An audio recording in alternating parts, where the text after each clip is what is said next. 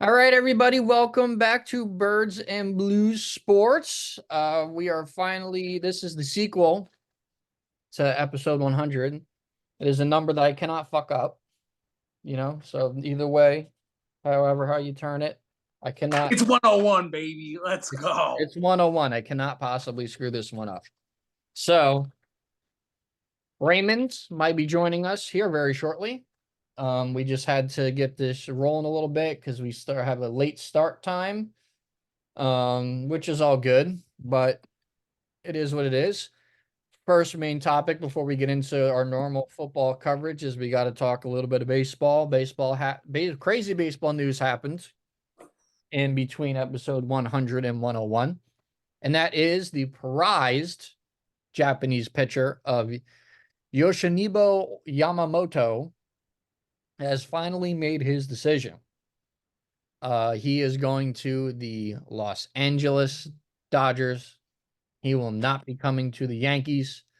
He chose the Dodgers' ridiculous offer of 12 years, $325 million. The Mets offered him that same contract.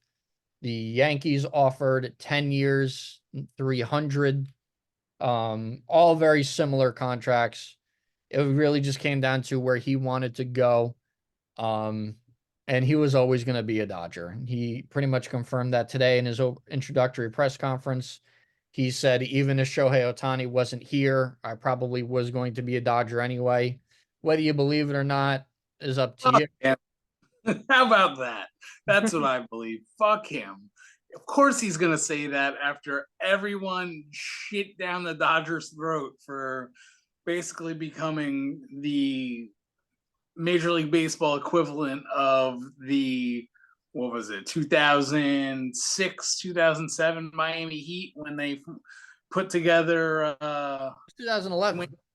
11? Okay. Yeah. All right, whatever. Either way, it's a baseball super team. They might as well go out and trade for Corbin Burns, go get Blake Snell while he's still out there. They got Tyler Glass now too. We can't forget that. Now that, and apparently they're not done. So, I mean, I guess you can't hate them, but I hate them. Oh, I hate him. I think this Ohtani deferral is bullshit. I think it's game breaking. I hate it. But it is what it is. The hot stove has been pretty cold ever since. Pretty much we're told today that no deals will be happening until the new year. So we have to wait a little bit longer before the Yankees do anything besides getting Juan Soto. They've been pretty silent besides trading Estevan Florial for a bag of chips in Cleveland. Unbelievable. Yeah, they shipped Florial off, so they didn't have to hear about, is he going to play in the outfield this year? They just got rid of him. They're like, fuck it, get rid of him. Yeah, they're like, see ya, just make up room. We don't have to deal with you. But I mean, I read something funny, and it was, will Pereira and Peraza become the Clint Frazier and the Andahar of this generation, because they're saying we should just fucking trade them off, go get Corbin Burns, go get a top end pitcher, and we're just like, nope, we're gonna hold on to those guys because they could be something. But are they going to be something? Fuck the prospects. Fuck the prospects. You are all in this year. Go get a pitcher. Where is Blake Snell? Get me Blake Snell. Get me fucking Jordan Hicks. Get me Josh Hader. Get me Hader. I read that we are in on Hader right now. We are also in on Jordan Montgomery, bringing him back into pinstripes. I haven't heard anything on the Snell talks. They're pretty quiet, which is surprising because Cy Young Award winner. You would think you'd have a ton of inquiries on him, but you really haven't heard Market, anything. his market is thin. It makes it dude, he must be an asshole. It makes me think. Like he might be Didn't he get hurt too? he's also injury prone. Yeah. That's what he has a history of that too. So I mean, I even what's the guy's name that the pitcher that friggin' the Dodgers that he got in trouble for Oh, some Bauer. yeah. I No, mean, not touching that. Not suitable for YouTube. no, but Garrett Cole hates him anyway, so we got to keep him happy. Yeah, I mean, you got to keep the best pitcher on the planet healthy. The best pitcher on the planet. On the planet. It's not debatable. He is the best pitcher on the planet. They have the best pitcher on the planet. They have the best position player on the planet. You just need maybe the second best position player on the planet. Just fill in the gaps. Fill in the gaps. Get some pitching in here. Jordan Montgomery. Bring in Monty back. Corbin Burns. Josh Hader. Let's go. Let's go. Oh, it's gonna happen. It's gonna happen. Because Let's that go. moment right there. Good.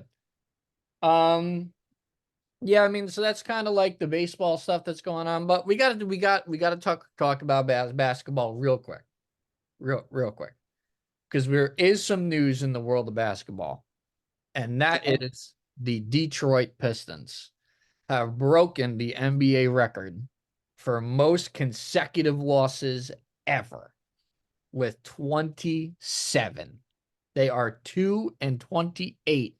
They are beating the Celtics right now, which is kind of crazy. We'll see if that stays, but I'm gonna pull this up. So yeah, pull that up right now, real quick. We're gonna do a Celtics watch right now. Where are you? Oh boy, 6:55 remaining. It is 94-93. The Boston Celtics are surging back.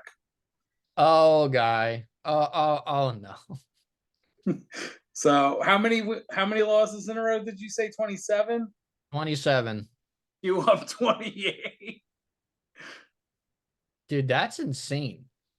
You know how hard it is to lose that many games in a row in today's NBA? You gotta try real hard. You gotta try, not only try really hard. I mean, sometimes you just step in shit and win. Because like even when you're playing a team full of stars, there's load management. You're absolutely right. In this day and age in the NBA, stars sit out like every other game, it seems. Every other game, everyone just shoots 3-pointers. Like sometimes you just win random ass games. Like so to lose 27 in a row is like, I mean, Monty Williams with the all-time grab bag or bag grab, I should say, because he signed the biggest contract in NBA history for a head coach this offseason, and they've lost 27 in a row. Oh man, you just hate to see shit like that. You just really do. They're a young team though, aren't they? I don't give a fuck. Are you kidding me? I don't care that they're young. All right. You know who's young? The fucking the Trailblazers are young. Trailblazers are young. They got nobody on that team. They didn't lose 27 in a row. That team is actually worse than the fuck. They have less. Oh, all right. We got an update here. 97-93. Pistons are trying to pull away here. You mean the Celtics? No, the Pistons are winning. Oh, they're winning. Look at that. Yeah. All right, let's see if they can do it. They're in Boston, right? They are in Boston. Oh, wow. Can you imagine? That'd be so embarrassing to be on that side of history. But this is what I mean. You should be able to just win random games. But Yeah. whatever. I don't care. Fuck that sport. Um let's get into our not basketball. We just got done talking about basketball. We're gonna do the foosball. We're gonna recap. It's so crazy. The Browns are winning 27-7 right now. That's just so crazy at halftime. Take that 27-14, pick six. Flacco looks Flacco. Oh, he threw a pick six? Throw a pick sixer. Good. Maybe David Njoku will get that touchdown then. Good. Oh, look who's popping in. Look who's popping in. Check out that name right there. Oh boy. Oh boy. Dodgers ruined baseball. That's terrible. What's up? My brothers in Christ. Hello, hello. Amen. Amen is right. What's the matter? You don't like the name I picked tonight? Oh, we were just talking about that we hate the Dodgers. Yeah, we'll let you know what, I'll let you have your because we talked about the Dodgers already, but obviously you just popped in, so I want your take on the Dodgers stealing Yamamoto from the New York Yankees thanks to the deferral of Shohei Ohtani's money and just the total bullshit of all that. I think it's like, as much as I joke about the Dodgers ruining baseball, I honestly believe that what the Ohtani contract is going to do to sports in general is fucking criminal, right? I mean, I understand stacking the cards, right? And I understand there's no rule saying you can't defer it. Like, we've always had the Bobby Bonilla day, and it was laughable forever.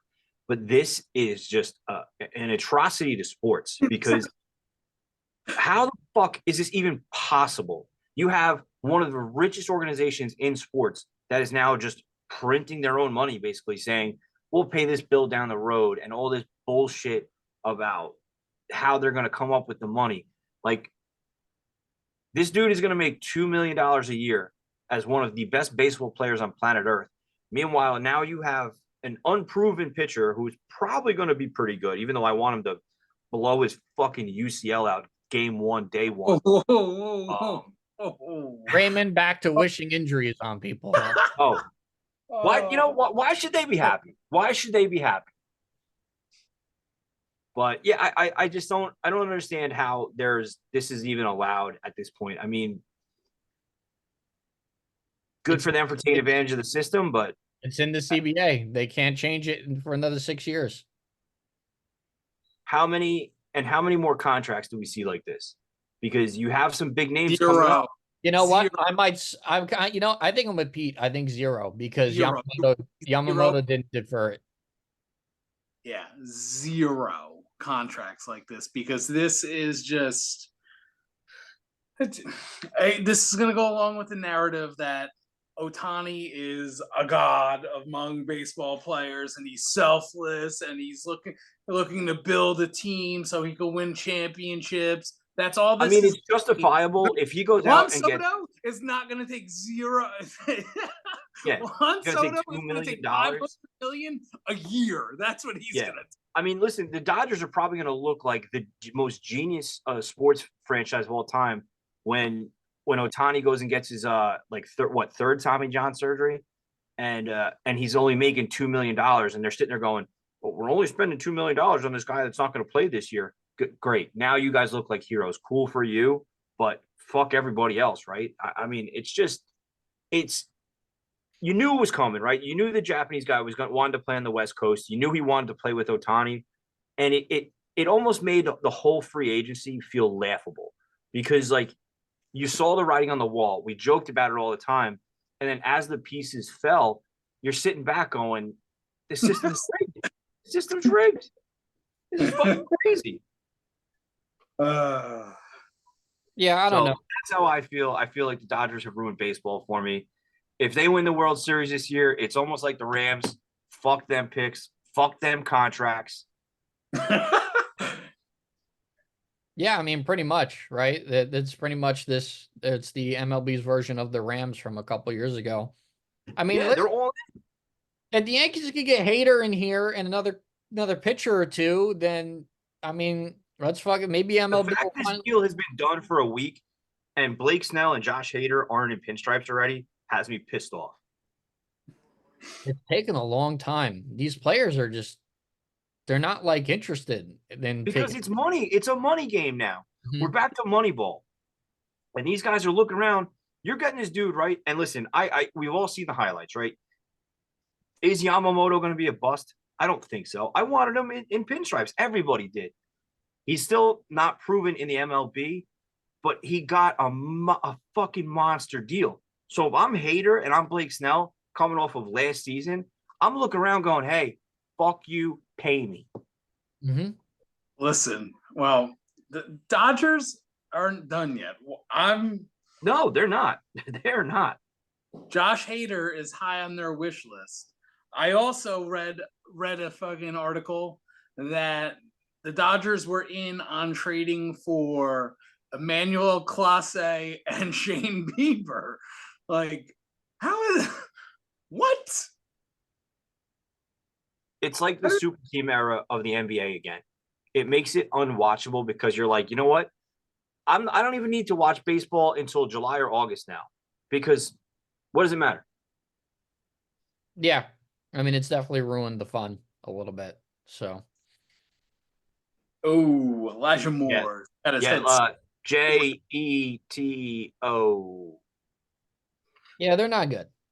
The Joe Flacco revenge game is pretty real right now.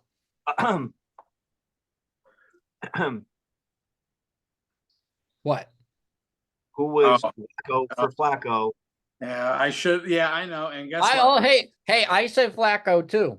I guess said what? start Flacco too. Well, because Trevor Lawrence started. I don't give a shit. That guy stinks. That guy's overrated as fuck. Joe Flacco, pretty good. Pretty good. I will walk off this set right now. Oh, okay. All right, let's get to some football. Week 16 of 18, we were coming to the end here.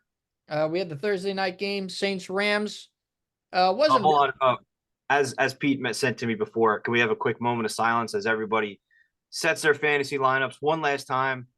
The last hurrah. good. Been a Fucking done with been a this. fucking terrible fantasy year, and I'm so glad it's done. Moment passed. It's just Now I can watch stress-free football. Thank you. What whatever. stress-free football? What are you gonna watch? What are you gonna What are you gonna watch? Yeah, I'm you got me. watching- I I'm watching don't the even Rangers. know. Listen, I'm watching the Rangers smoke people. That's all I'm doing. I'm the only one that has a team right now that could possibly make the playoffs. Oh yeah, playoffs. Playoffs, yeah. All I need two straight Chief losses, 2 Raider wins, and we got the division, baby. Oh Lord. Hosting a divisional game. I don't know about all that. Aiden O'Connell. You heard it here first. Listen, it's not gonna happen. You heard it You here. heard it here first. Listen, you want to be able to take a quarterback, you got to lose these next 2 games. Still take a quarterback. Trade up. Fuck them picks. Yeah, listen, he's not wrong. Fuck them picks. Jaden Daniels. Jaden Get it. Daniels is wearing Giants blue. Don't worry about it. Get into silver and black. Fine. Fuck it. You know what? Take You- Justin Fields. You could Take have Justin Fields for a first pick. take Justin Fields, have fun with Michael Penix Jr., go take Bo Nix. You have fun with all that. I don't want any of those. Anyway, Saints Rams wasn't too much of a game. The Rams were kind of dominating, and then the Saints kind of turned it on. Oh my god. It's fucking Jets. What happened? They're terrible. Well, yeah. Fucking Flacco just threw a bomb to Jerome Ford. Oh my god. That's so crazy. Anyway. Sorry. Saints kind of came back a little bit in the fourth quarter against the Rams, but the Rams kind of playing really good football right now. No one's really talking about them. They're a wild card team that kind of no one wants to play right now. When Matt Stafford is on, it's a fun thing to watch. And Kyron Williams is the unsung hero of that team. I know Puka Nacua got a lot of hype in the beginning of the year, but Kyron Williams, quietly under radar, is a dog. He is a dog. Doesn't he have like the third most rushing yards of all running backs, and he missed like 5 games? Hang on. I'm almost positive. I'm checking it out.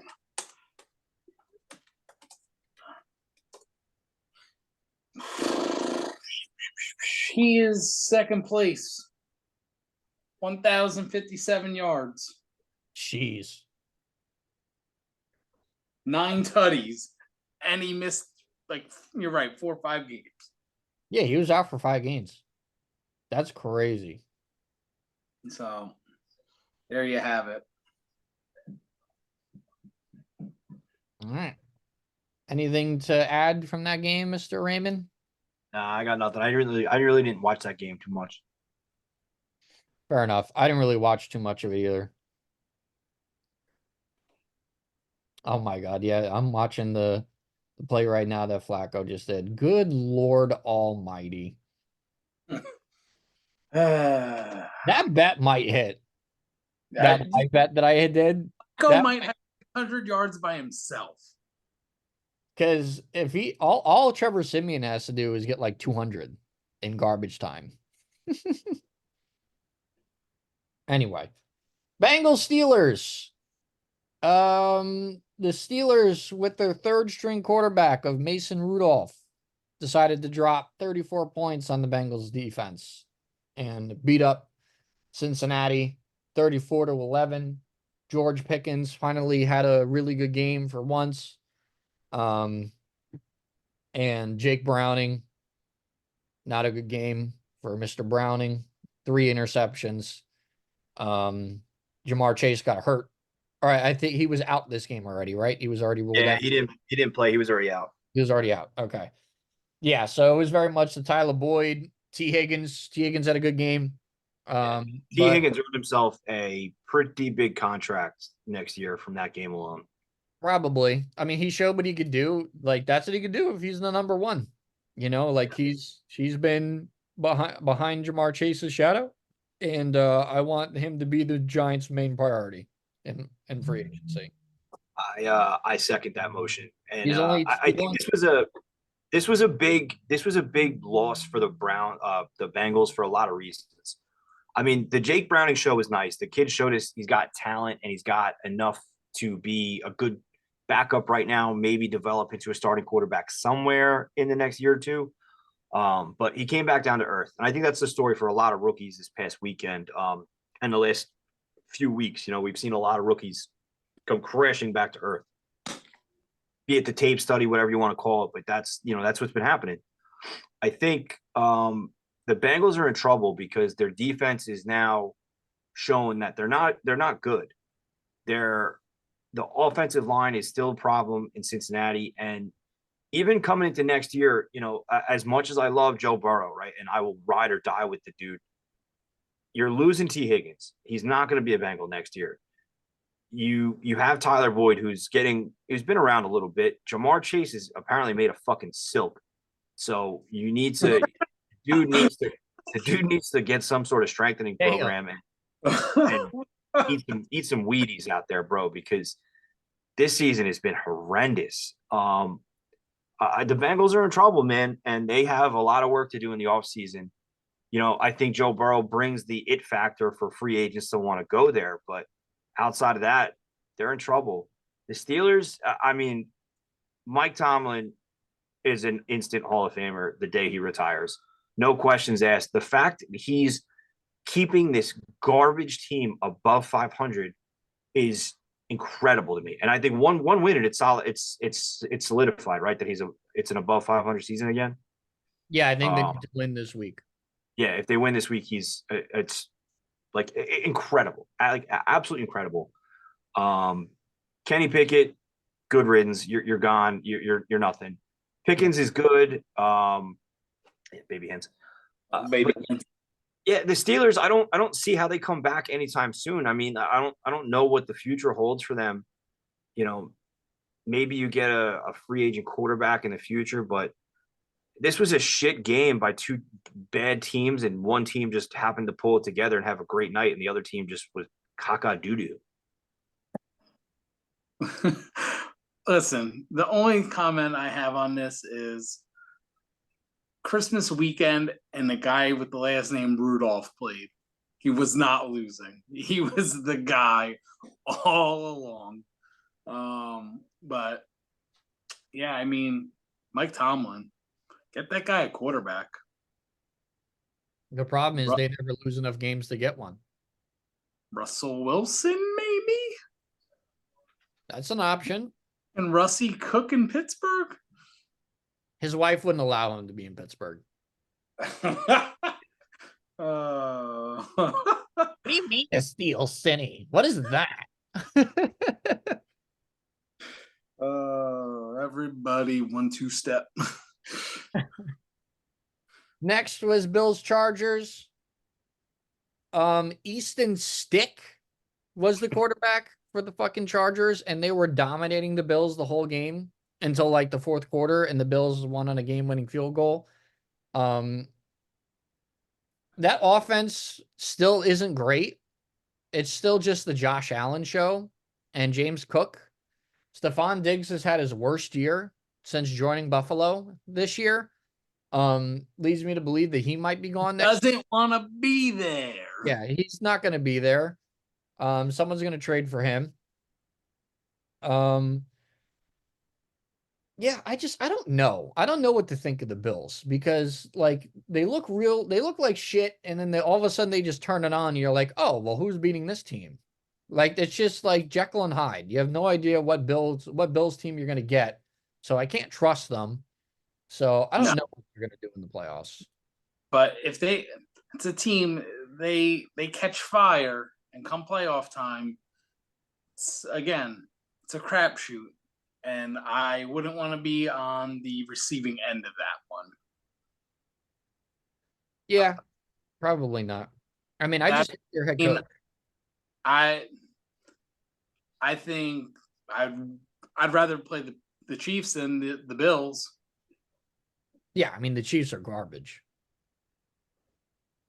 Chiefs are total garbage. I think the era is over, man. I mean, they're kind of figured out. Mahomes is out there trying to throw to Walmart greeters, and Travis Kelce. That's the Chiefs' offense right now. Travis Kelce's a bum. He's done. He's a piece of trash. He needs to retire. Well, I'm quite done with. Tell me where the lie was. Tell me where the lie was. I'm quite done seeing Travis Kelce on my television screen because I cannot spot the lie. Yeah, he needs to retire. Go have fun with your publicity stunt girlfriend and Mr. Faceifizer on my television screen. Just get the fuck out of here. I'm done. Tired of this guy. Tired of disparage the man's relationship. I hope it works out for him, but retire. Go off into the sunset. We don't want you anymore, Travis. Yeah. You fucked my fantasy team over. Asshole. Next, Commanders Jets. Jets end up winning 30-28. The Jets almost blew this game because Jacoby Brissett decided to just start carving them up. And Greg the Leg had to save the Jets from an absolute disaster of a loss. And they got lucky as fuck. And right after the game, Woody Johnson, actually before the game, I should say, Woody Johnson confirmed Robert Saleh and Joe Douglas will return. They are safe. They are safe, which everyone kind of knew because of Rodgers' injury. But if you look at Jets Twitter, they are not happy. Jets Twitter wants everyone gone because They Jets- knew it wasn't happening, though. You have to be. As soon as Aaron Rodgers put down the American flag when he ran out of the tunnel and popped his Achilles, you had to know that any out if they would have lost out and didn't win any other game this year, that nothing was going to happen because everything was built around Rodgers, and that was the plan. Anything other than that, it was clear as day. They did not plan for their 39-year-old quarterback to blow his Achilles on the third play of the game of the season. So You should have had a backup plan. I'm sorry. This is the year of the backup quarterback. We have 9 season-ending injuries to starting quarterbacks this year.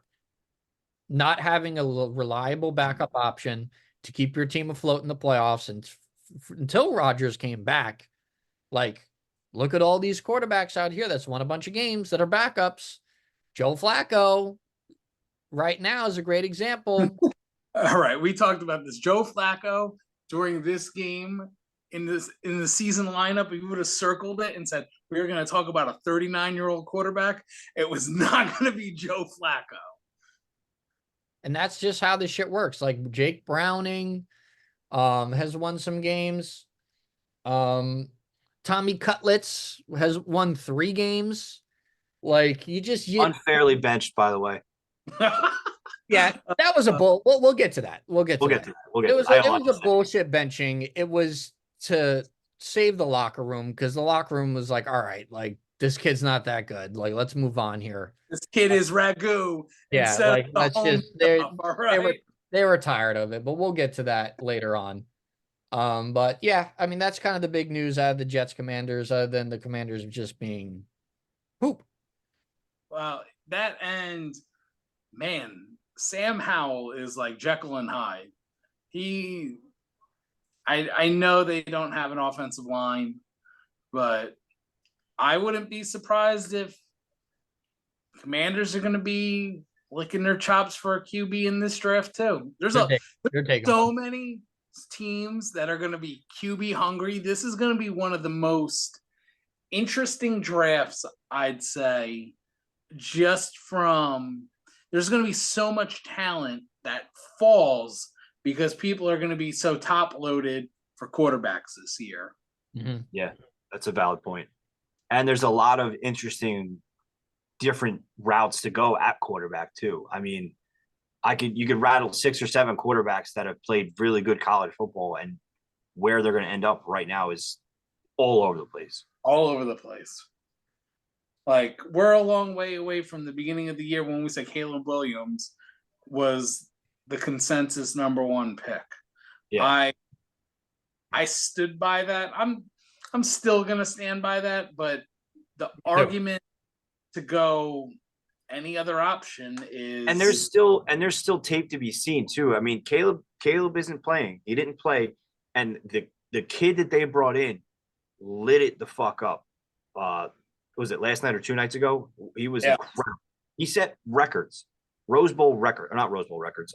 Whatever bowl they played in. It was the most passing. The fucking eggnog bowl, whatever it was. Yeah, it was the most passing touchdowns by a USC quarterback in a bowl game ever. There it is.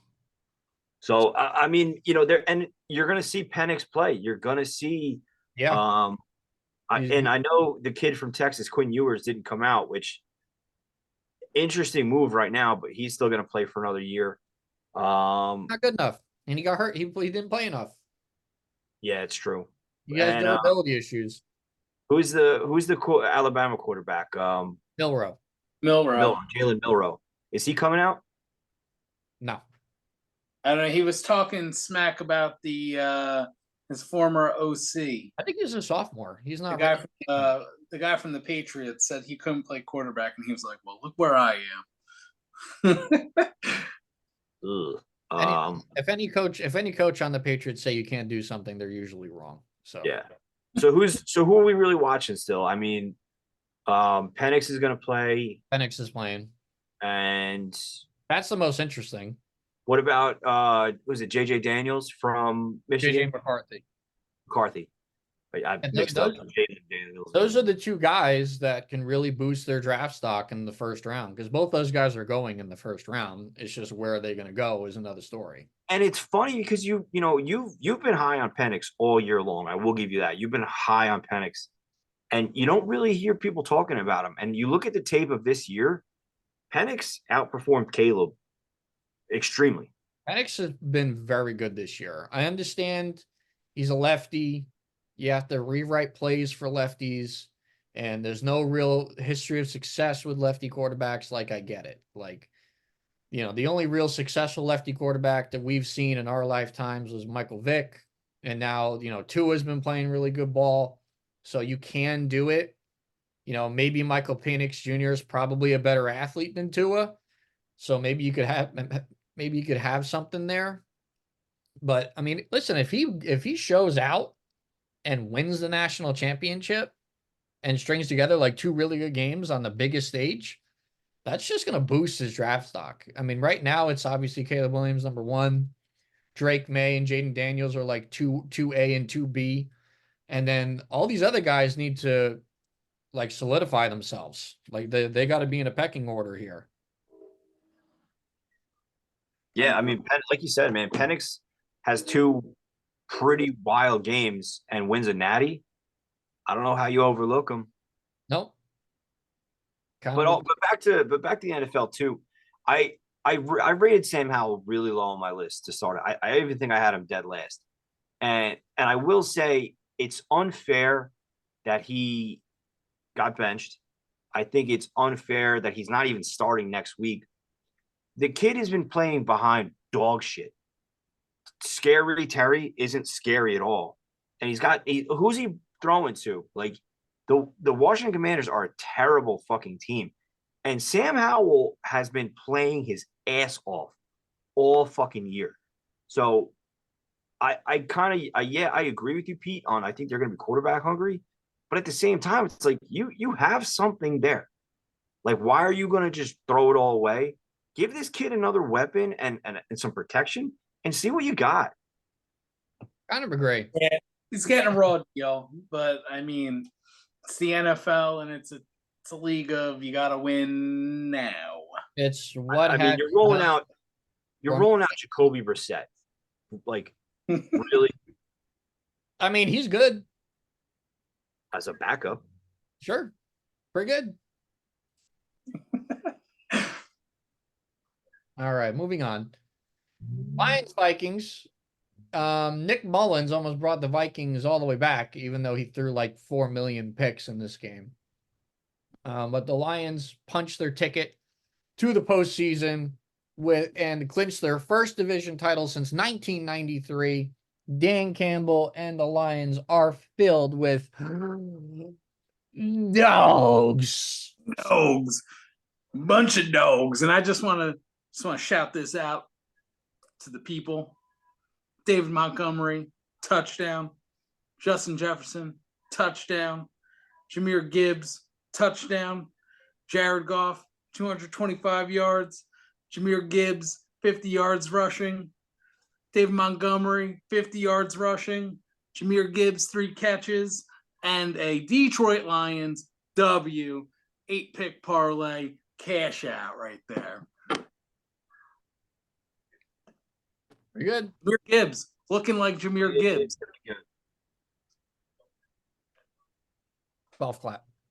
Jahmyr Gibbs is the real deal. They took him a little bit to get him involved, but looks like they know how to use their rookie running back better than the other rookie running back that went before him. Yeah, I mean, listen, I think Arthur Smith doesn't know what the fuck he's doing whatsoever. I think he needs to be fired immediately, but yeah, Arthur Smith. Detroit Lions, though, they are the truth. Dan Campbell has them gassed up. They should let Bijan be redrafted this year for lack of fucking proper usage. Take him off the team. Yeah. But we're sorry you went to the Falcons. Here's another try. I don't know. top offensive line. All right, let's draft the stud running back and Not use use them. not use them. Yeah.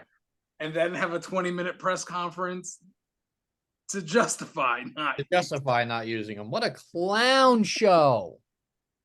Clown show. That's what happens. If when I'm you're- Roger Goodell, I'm coming out in the Barstool fucking sports t-shirt with the clown nose on him with a bag of clown noses.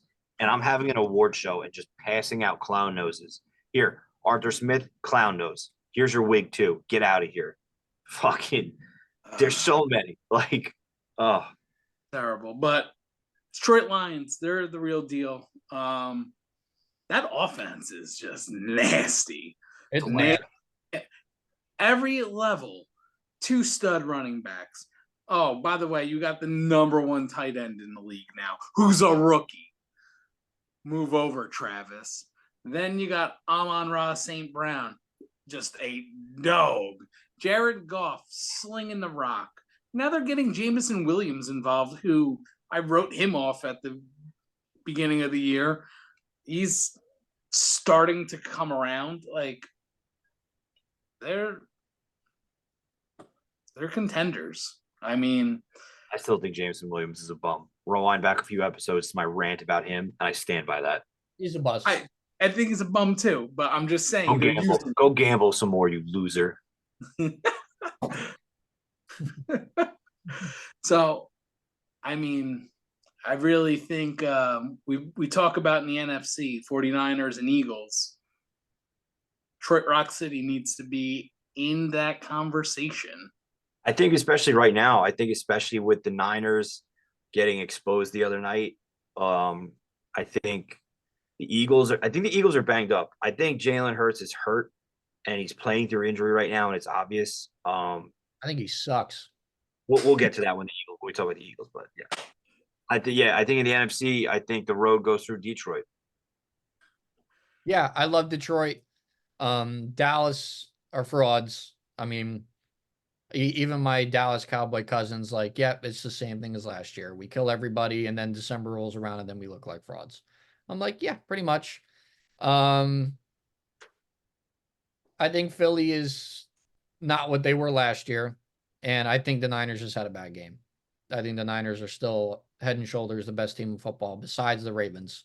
I think the Ravens deserve respect, and we'll get to them later too. But yeah, man, Lions pretty good. Locked up that division title. They're ready for the playoffs.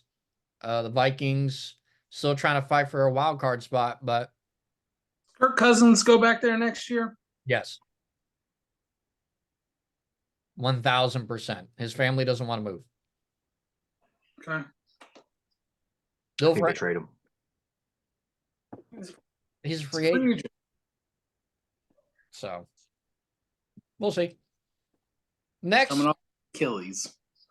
That's true. Coming off Achilles. Browns, Texans.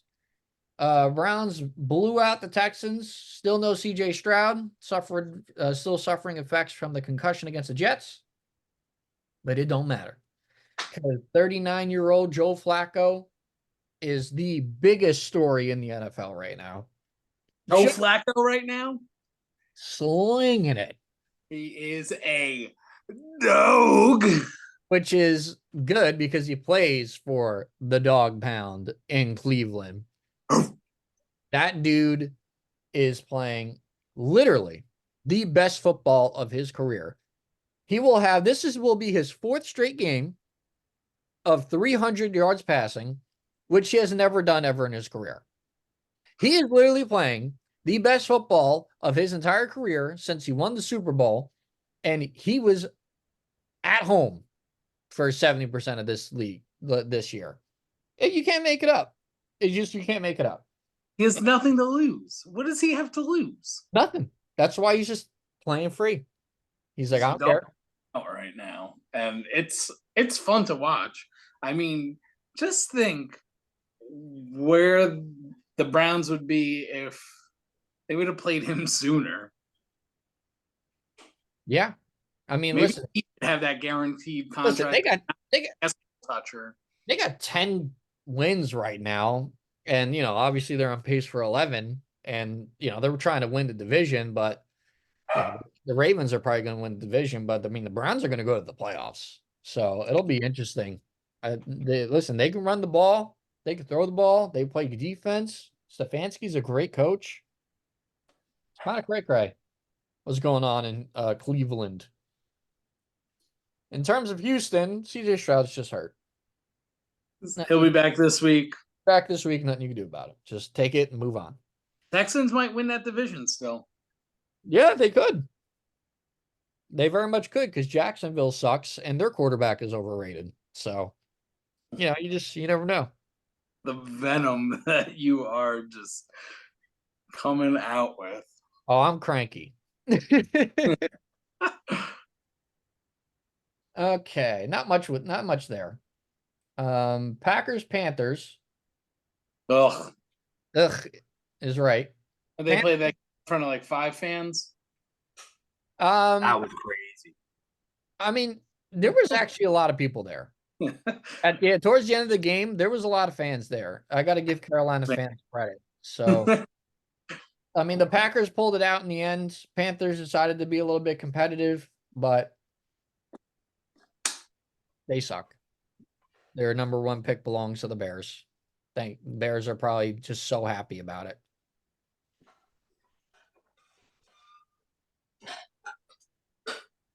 Anything to add from that, or we were just moving on? I gotta go on mute for a minute. Hold on. The only thing I gotta add to that is you're right. The Bears are like, thank fucking goodness that they lost, because imagine the Bears like really just fuck around and then Panthers like, fuck it, we're gonna go on a win streak real quick, and oh, sorry Chicago, not getting your quarterback. It's weird. I don't know what they're going to do. I don't know. I mean, because Chicago's winning right now. Like, they've won recently. So, yeah. If they get to like 8 wins, like, do they just trade the pick for like You got it at that point, because you're not going to get what you want, really. So, yeah, but I think I don't know. I'm dead set that they're moving on from Justin Fields, and they're probably going to fire everyone too. Yeah, it's full gut job with two top 10 picks. Yeah, total. All right. Next, we had Seahawks Titans. Seahawks with another game-winning drive. This time from Geno Smith. Seahawks are trying to make sure that they get into the playoffs. Titans, another bad loss. I don't know if Mike Vrabel survives this season. They've had a rough year. Not a whole lot of talent. Will Levis has kind of been trying to develop for them there. The DeAndre Hopkins signing has not really been hasn't worked out well for them this year. So it's a little interesting to see what they do in Tennessee. They are in the full-blown state of turnover there. Like, you're seeing everything. It's just the old guards rolling over. They moved on, like they moved to Levis to see what he has over Tannehill after Tannehill went down. Derrick Henry hasn't had the run like we're used to. They've gone on to Spears.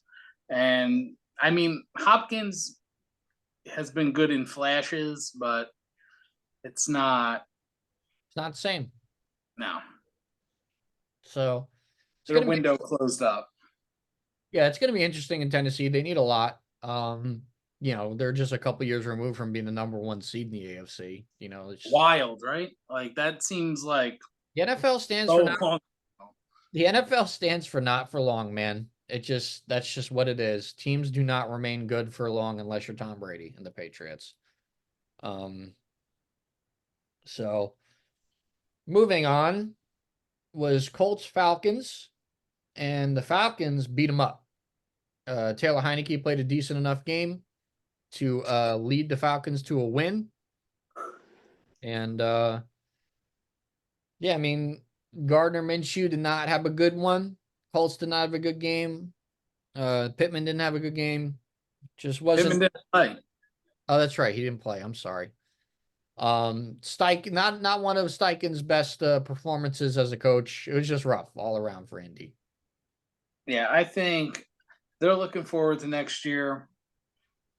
I mean, they're the fact that they're still in the playoff hunt is pretty impressive, but I think they're really waiting on next year. They get Richardson back, and that's they'll have their offense. I mean, Pittman Jr., what a massive season he's had this year. He's really come out as a top 10, pushing the top 5 for wide receivers in the league. He is a possession monster, and he's good for at least 5 to 6 catches a game, and he makes it very hard to guard him. I think a full health of Jonathan Taylor too going into next year, pairing him up with Richardson is going to be nasty. So, and the emergence of Zach Moss too. Like, let's not sleep on that either. I don't know if he's a free agent after this year or what his contract status is, but if they get to bring that 1-2 combo back and then Richardson in the mix too, that's going to be the offense that Atlanta wants to run. Yeah, and if you can go out and add another weapon too to take some pressure off of Pittman, good luck. Yeah. The Colts, I think the Colts are close to something. I think they need to work on the defense a little bit through this draft. The offense is clearly good enough to score points. There's just holes on defense now. So they got to shore that up. So they're another interesting team to watch in the offseason because they got a great offensive minded head coach. They got weapons around there. We'll kind of see what happens with them. Next was the Battle of South Florida. Jacksonville Jaguars versus the Tampa Bay Buccaneers. And this game was, Baker is having a phenomenal year. He bet on himself, took a vet minimum deal for a quarterback, and he has the Bucs in playoff position. He has them ready to win the division. They're playing great, man. And you gotta love it, Baker is going to get paid. Yeah, You're he's right. gonna get paid. For what he deserves, yeah, he's gonna make some money. He's not gonna get a crazy contract. I don't see anyone bringing him in for a lot of time or money, but I think he's gonna get a fair deal. He's gonna get a Carr Garoppolo type deal. I feel like. Yeah, more than likely. He might even stay in Tampa. He might stay in Tampa. Why not? Florida, no stadium Florida, tax. Where does Mike Evans go? The Chiefs. Oh, that would be so gross. They're gonna overpay for him. That would be so gross. Then he's gonna pull his hamstring. That's when his first non-1,000-yard season happens. Yeah. You already know. Soft tissue injury. Yep, you already know it's gonna happen too. You hate to see it. No, you don't. Not for the fucking Chiefs, you don't. Yeah, it's funny too because I think we've all had this conversation now. Like, no one likes the Chiefs anymore. They're not that fun team where everyone's like, "Oh, cool, Mahomes." This now everybody's to the point where they're like, "Fuck the Chiefs. I hope they lose." No, I don't know of anyone rooting for the Chiefs anymore. Well, when they got exposed to be fucking whiny little bitches, like they had a couple bad looks there, like bad. They haven't looked good optics wise on the football field. Just it's not. We'll get to it. We'll get to it. But to wrap up, Jacksonville Jaguars and Tampa Bay. Trevor Lawrence. They're frauds. Jacksonville are frauds. Trevor Lawrence is a fraud. Doug Peterson's a fraud. They're all frauds. So a hurt fraud, but he's a fraud. I don't care. Lawrence was touted as this generational quarterback. There's nothing generational about him. He is the tell me I'm lying. Tell me I'm lying right now. Is he a generational quarterback? Like this guy's lucky if he's top 15. Like he's right in the middle of the pack of quarterbacks right now. And now he's playing hurt all the time. Like, listen, nothing special with this guy. I mean, to be fair, Blake Bortles took that team further. That's what I mean here. Like, this guy has shown me nothing. Like, yeah, he had a good comeback win last year against the worst fucking head coach in all of football. Like, he is terrible, and he is gone. Yep, fired. Detroit has officially lost 28 games in a row, by the way. Good. 28 games in a row. You know how hard it is to lose that 28 games in a row in today's NBA? Do you know how hard it is? I think what the ESPN went to OT against the Celtics too. But I think it said it's the longest skid in any major sport right now. It's the longest losing streak in NBA history, number one. The fucking Arizona Diamondbacks have a more recent win than the Detroit Pistons. The Pistons started out 2-1. They're 2-28 or 29. It's terrible. At least they got football. Yeah, at least they got football. Maybe they'll find Axel Foley in the stands. Ooh. All right. Next. We're going to stay in Florida. Dallas Cowboys versus Miami Dolphins. Back and forth game. Big win for the Dolphins, but once again, in the month of December, the Dallas Cowboys cannot win football games, no matter what the head coach is, no matter who's on the team, no matter who the quarterback is, no matter who they're playing. They simply lose in December. They simply will be bounced in the first round like they are every year. They are frauds. I'll say it again, like I always say it. When you have that star on the side of your head, it makes you a level on the spectrum that is just unfathomable when it comes to sports. Because the Dallas fans, you are the worst fans in any sports franchise that I've ever seen in my life. The fact that you believe in this team year after year and the shit they talk is unfucking real. Your team is fraudulent. You will always be fraudulent. And that's it. Show me a Super Bowl and then talk. But you have no wins in recent memory that are relevant to a franchise championship. And I don't care. I don't care about people saying Dak is better than Eli. Eli's a two-time Super Bowl MVP with 2 rings. Suck a fat one and move the fuck on. Go get a new team, because any Dallas Cowboy fan, you should be embarrassed of your franchise. Your owner sucks. Your team sucks. Your coach sucks. Over it. Well, if any other Cowboy fans have not turned this off yet, he's not wrong. He's telling the truth right now.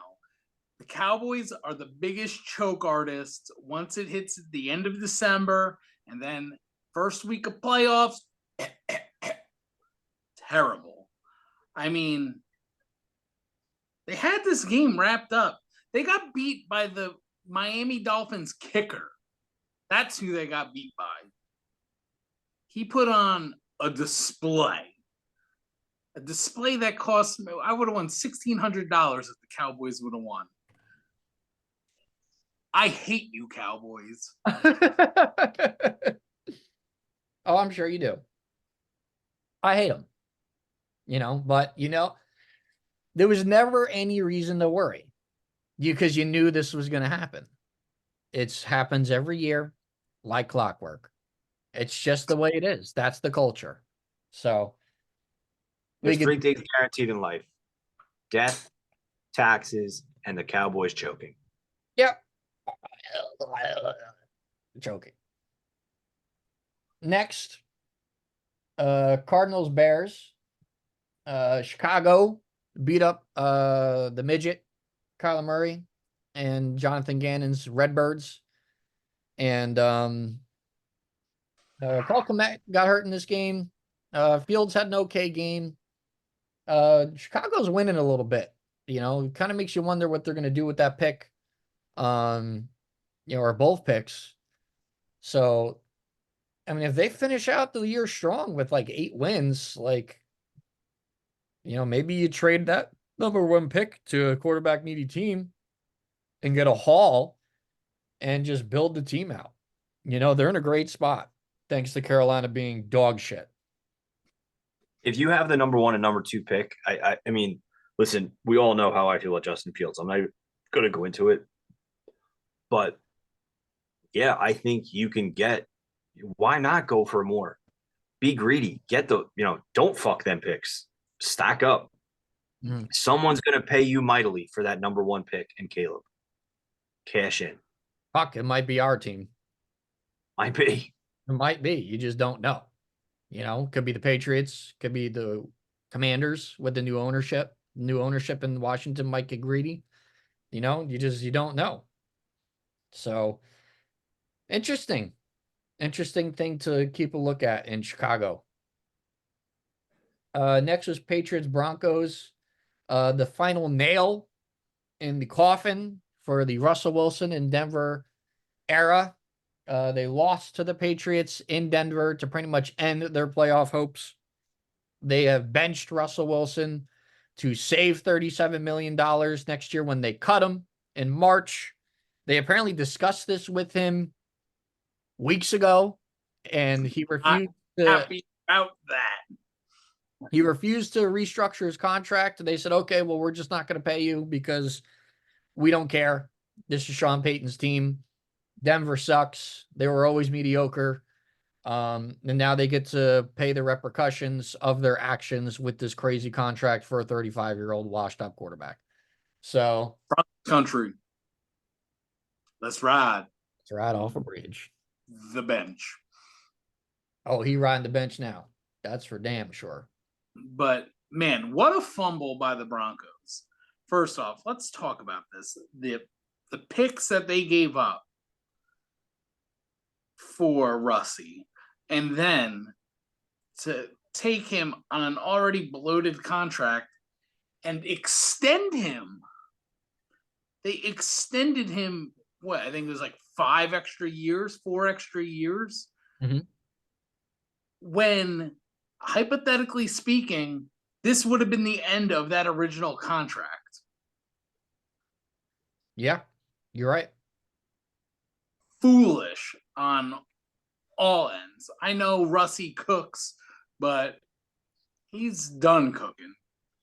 Kitchen is closed. He's having a better year this year. Like, this is the best year he's had as a Bronco, but it's still not good enough. He's not what he was. No. And him and Sean Payton, they are That not, was a recipe that never worked. They are not on the stage.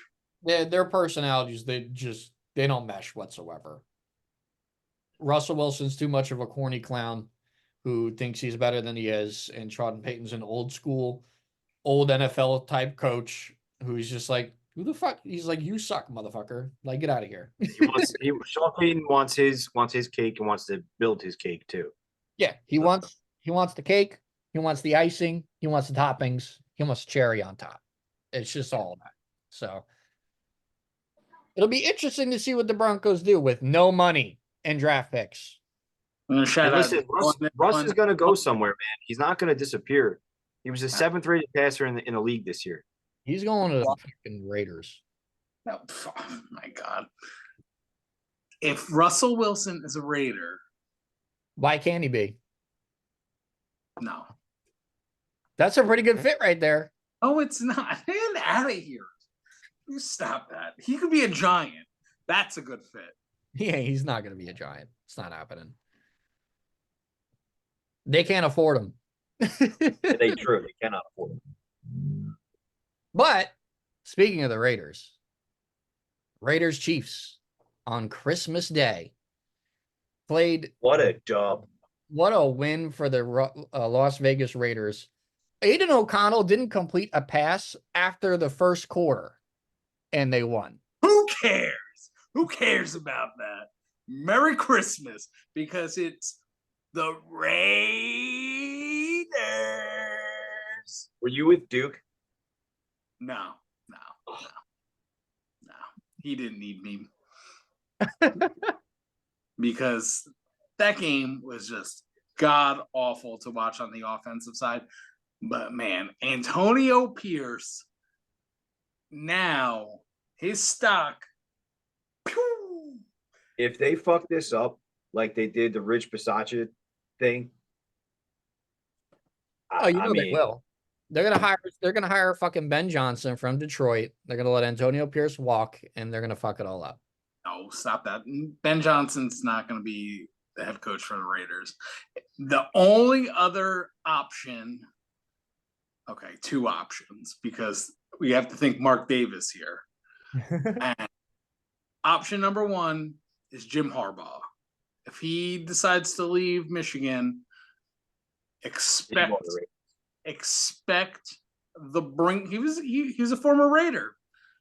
Once a Raider, always a Raider. Back the Brinks truck up and just boof, dump it in his lap. Then comes Antonio Pierce. But the curveball to all of this is I would not be shocked if John Gruden was the head coach of the Las Vegas Raiders for a third time. Oh, stop it. There's no. Mark Davis loves that man. And if Roger Goodell could get this lawsuit dropped and let all the litigation just go away and not let his emails leak and just let John Gruden back in, and that's his way of playing nicey nice, I could see that happening. I don't want that. I've seen the Gruden thing. We lived it. I'm glad it's over. It was nice nostalgia. It didn't work out. Antonio Pierce is the guy. Give him full reins. Let him bring it. You need to bring in somebody on the offensive side. You need an offensive coordinator that can play calls, and you need a quarterback that can throw the ball. Aiden O'Connell will be a career backup at best. We've seen what he can do. He's not a playmaker. Jimmy Garoppolo, drag him into the back of the woods, put a slug in him. It's over. Whoa. He's washed. He's cooked. Yeah, he could be a Giant next year. Don't even sign him as a backup. Like, just old yeller that dude. Like, put him out to pasture. It's over. He'll find somewhere, but yeah, Garoppolo's done. But story is the Chiefs, the kingdom is burnt to the ground, and that pineapple head fucking Kermit the Frog voiced fuck was running around like a toddler, running from Max Crosby and Malcolm Kuntz. They were all over him. Shout out Max Crosby. Is a dog. And also, I checked my milk carton this morning, and Travie Boy was on there. Has anyone seen him? Last seen at a Taylor Swift concert. Dude is cooked. Done. It is over. Walk into the sunset. You've made your money. You've got your Super Bowls. You got the girl, and you got your Pfizer shot. Walk away. It's over. And it's clear. He still drug about 6 guys on defense, catching a couple bubble screens. But he looks like he doesn't want to be there. He doesn't. And it's that point of success.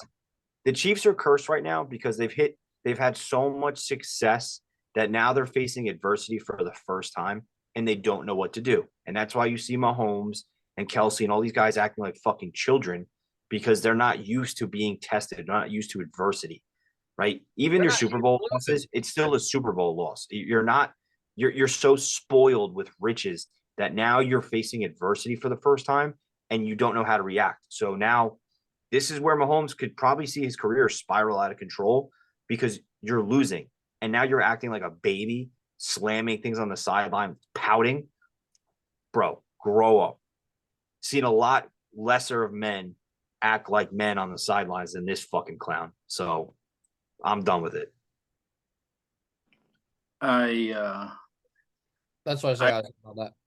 I second it all. I think Tyreek Hill not being on that team, they managed last year, and now it's a glaring hole.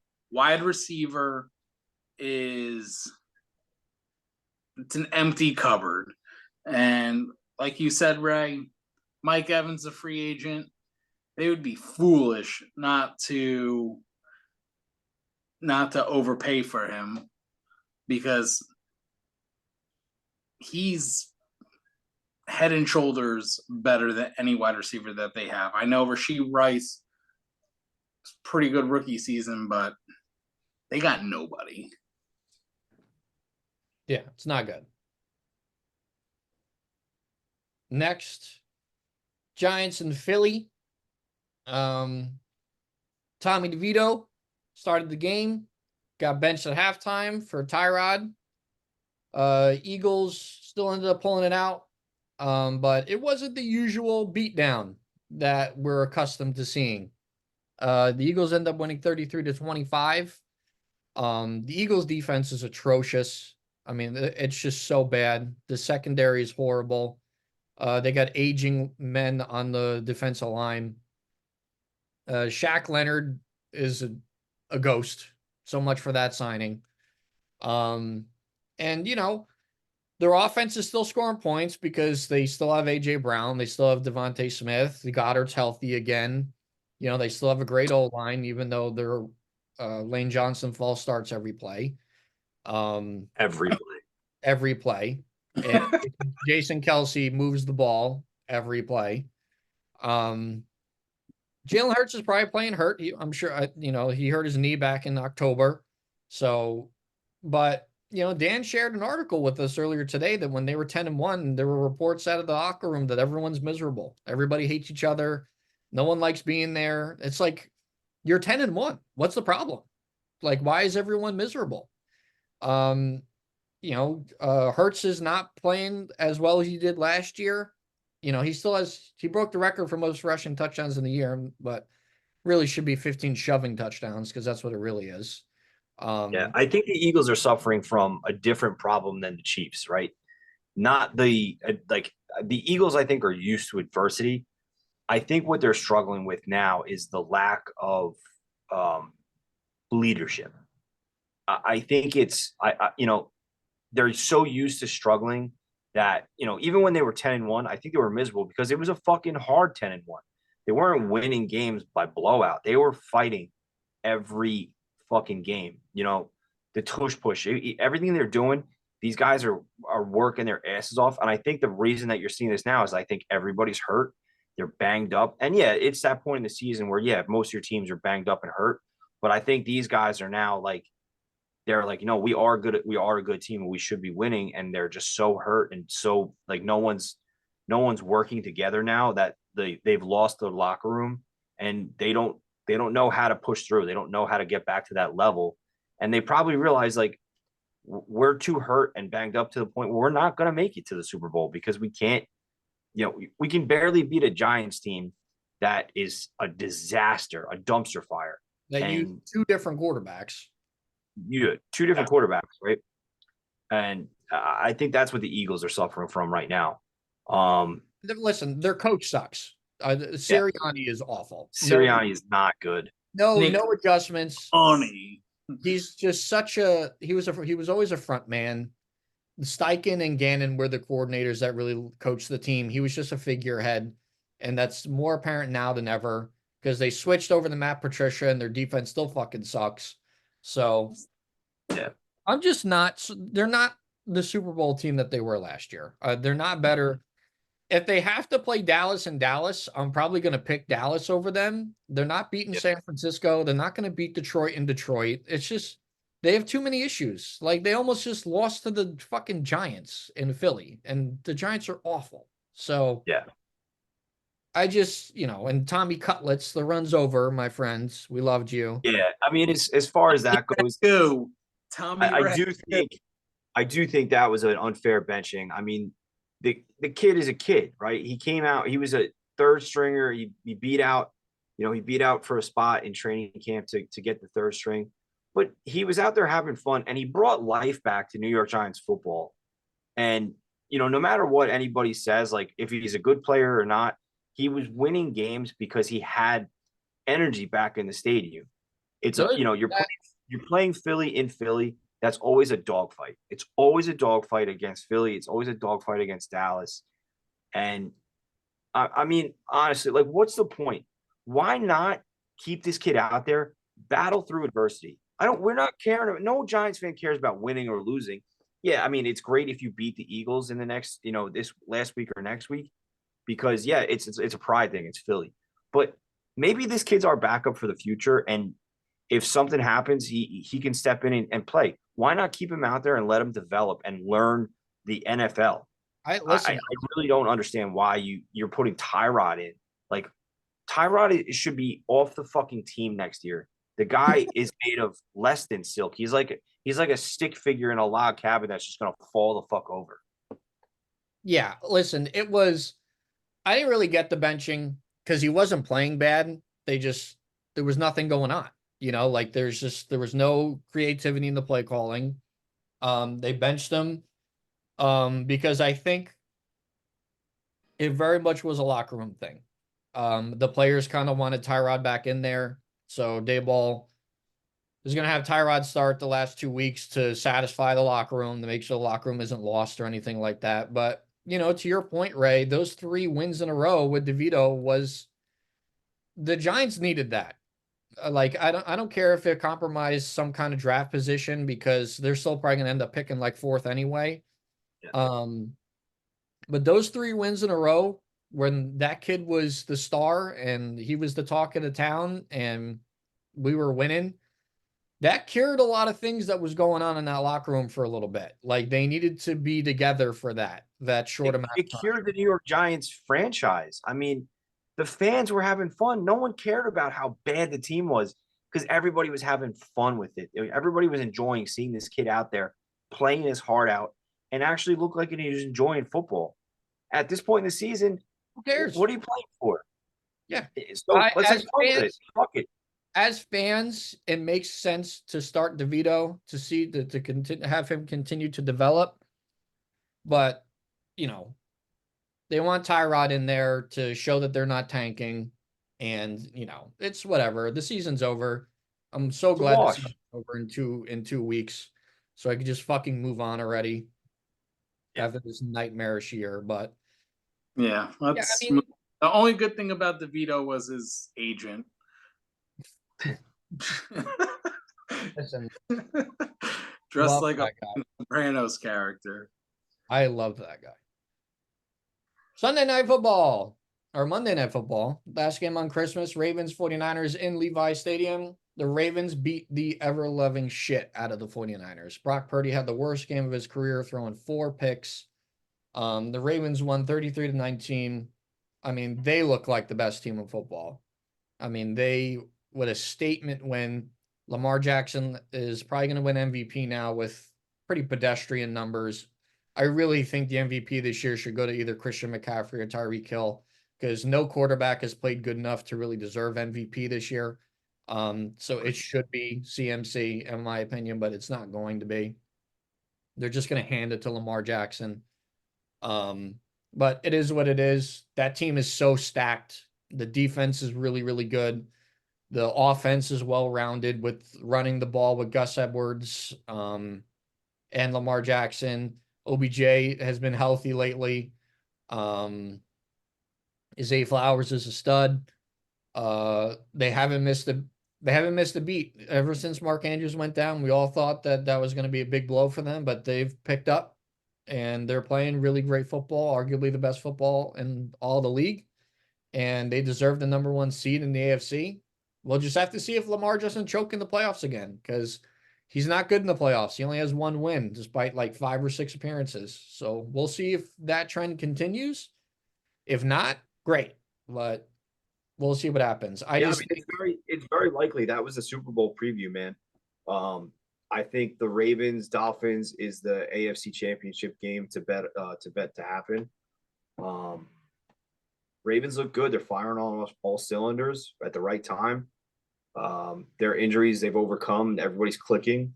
And the Niners, I don't know. It's interesting. Do you call it a fluke? Maybe. Brock Purdy definitely had a bad game, which is surprising because the kid has been pretty consistent so far. So I'm not even willing to judge Brock Purdy on that game. Let's see how he does next week. Let's see how he comes out and overcomes adversity, which is what I've been harping on this whole fucking episode. But let's see what happens. Let's see how he comes back from that, and if he can, then yeah, you were looking at a real deal quarterback. Yeah, I think. CMC, in my opinion, has been the cheat code all year. I think he should be the MVP. Tyreek has faded off because of his injury. But you're right, Lamar. It's a quarterback award. He's the hot guy. That's the hot team. So expect Lamar to probably get the MVP trophy. Ravens showing out. They played a tough game. That was a huge statement game. I don't buy the 49ers after the fact saying that they weren't playing their full playbook and they're just in case playing the super bullshit. You guys got outplayed, outcoached, and put a beat down on you. Yeah, Suck it up and nonsense. move on. All right. Let's get our picks in for this week. Then we could call it a night. So Thursday night game. I picked the Browns to win. Looks like that's what's going to happen. I don't really think anyone was going to pick the Jets anyway. So yeah, I'm gonna go. Sorry, Flacco for Flacco, baby. Sorry, Dano. All right, next. Lions Cowboys in Dallas. This is tough because Dallas is undefeated at home this year. And the Lions are kind of iffy on the road. I would not be shocked if the Cowboys won this game. This is a huge game for them. This is pretty much a must-win game for the Cowboys here at home. They haven't lost at home.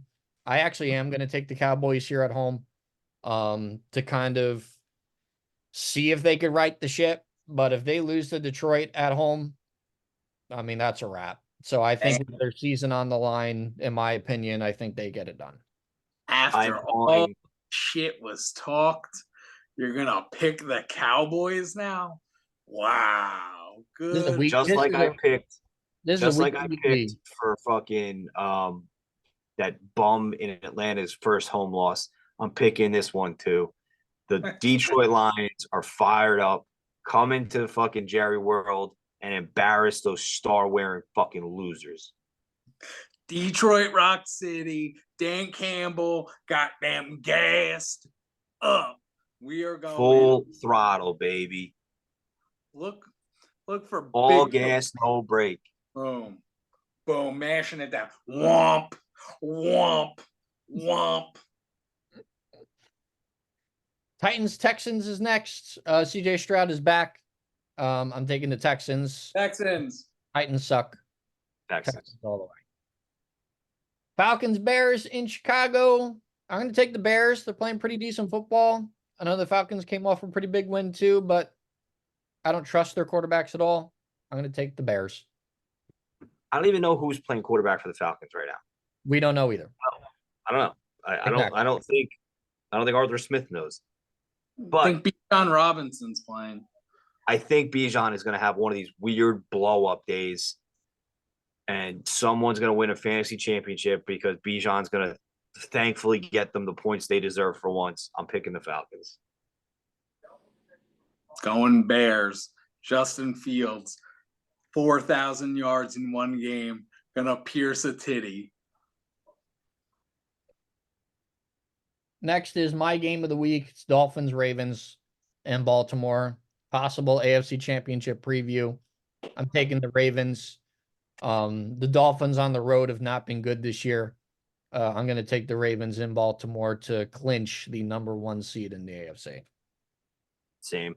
This is my game of the week, but I think this is going to be that game that McDaniels shows out and shocks the world. So it's going to be one of those shocking games. And I'm going Dolphins away.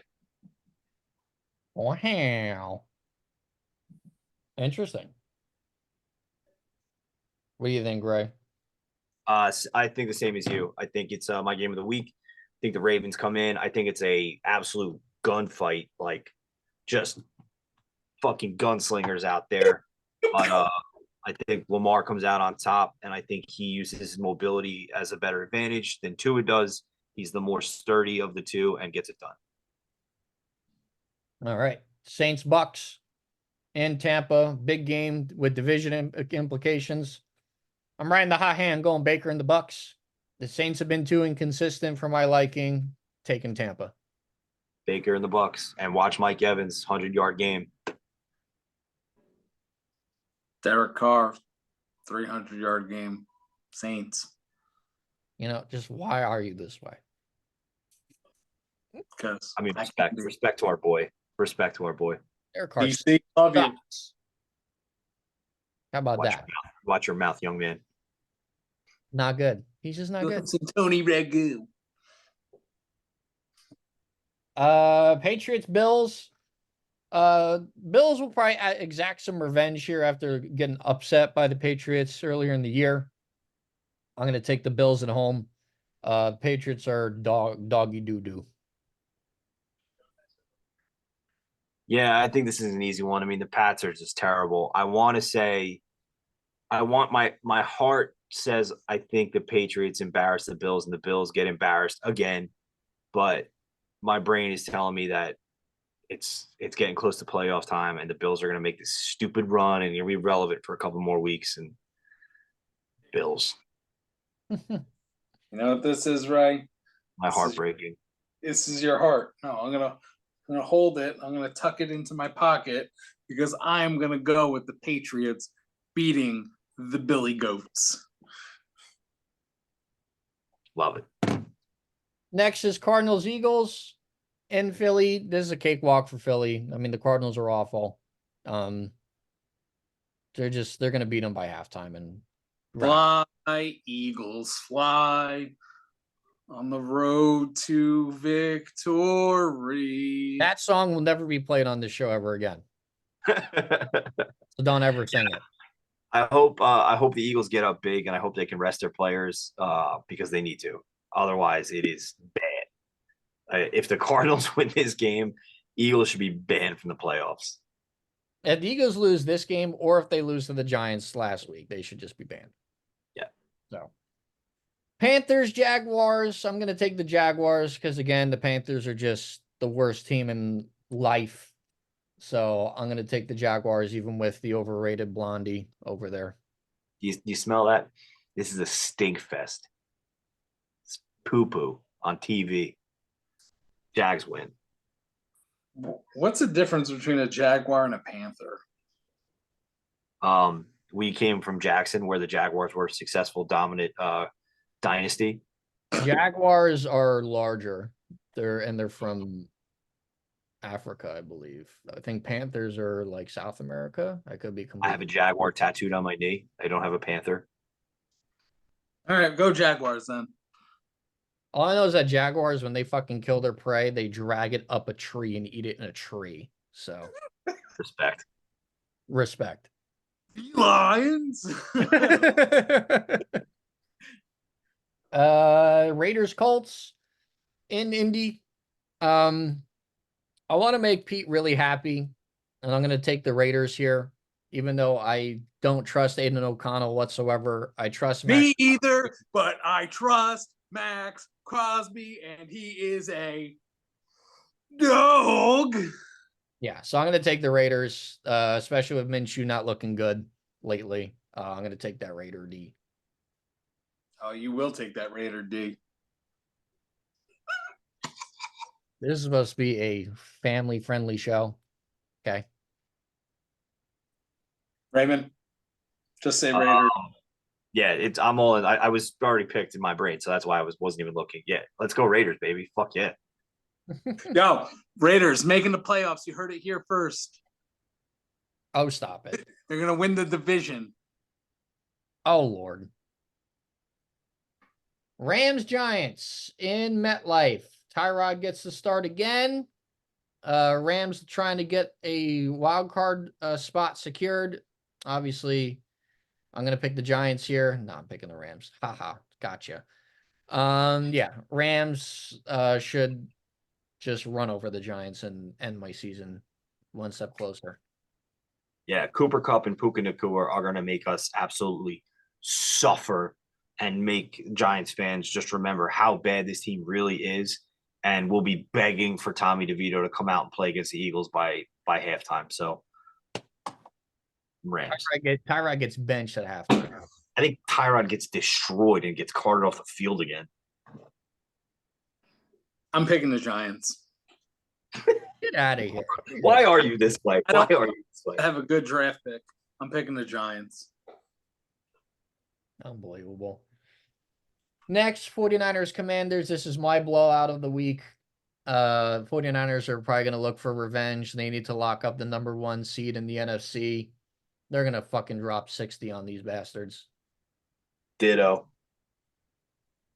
52. Yikes. Steelers Seahawks in Seattle. I'm going to pick the Seahawks. Steelers got to travel. I don't know if Mason Rudolph can have the same exact kind of game as he did last time. Seahawks are a little bit better on the defensive side of the ball, unless you're Jamal Adams. But he got sent home, so that's okay. Chris over Seahawks. Yeah, I'm taking Seahawks.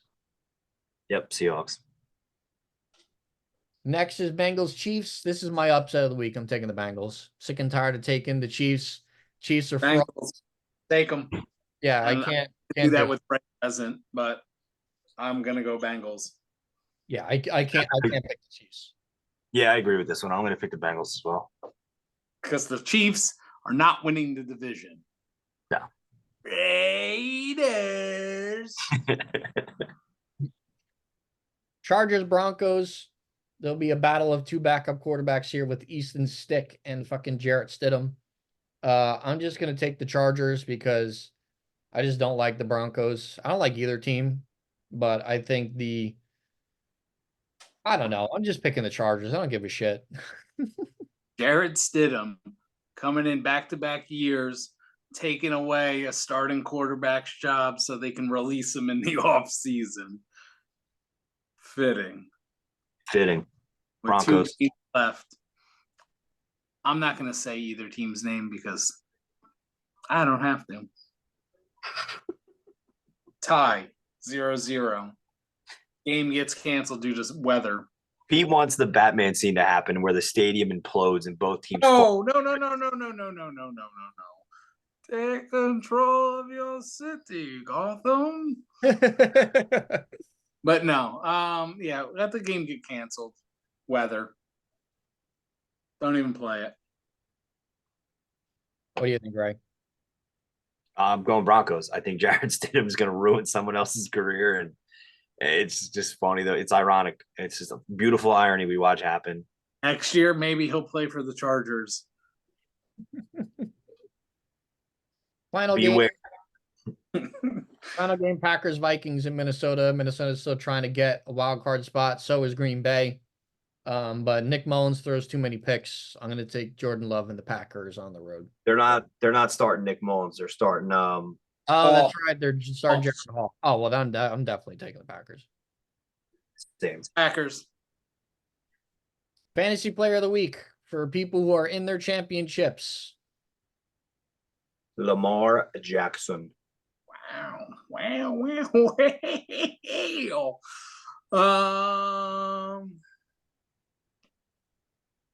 Zack, go. CMC. That's The number one fantasy player all year will get someone their championship. I'm going Brock Purdy. Okay. It's a spicy matchup there. Sleeper. Isaiah Likely. James Cook. Zamir White. Interesting. On that note, boys, Go save a life. Save a life, my friend. And with that being said, we will also bow out here. Thank you guys very much for listening. This is episode 101. Happy New Year. Be safe. Yes, Happy New Year. Be safe. Get an Uber. Wear a condom. Uber. No surprise babies. No surprise babies. No DUIs. We are safe. The kid will cost you more than the DUI, though. Hey, listen, folks. He ain't wrong. So, let's go, baby. With that being said, thank you guys so much for listening and watching. We'll catch you guys in 2024. Hoorah! Peace.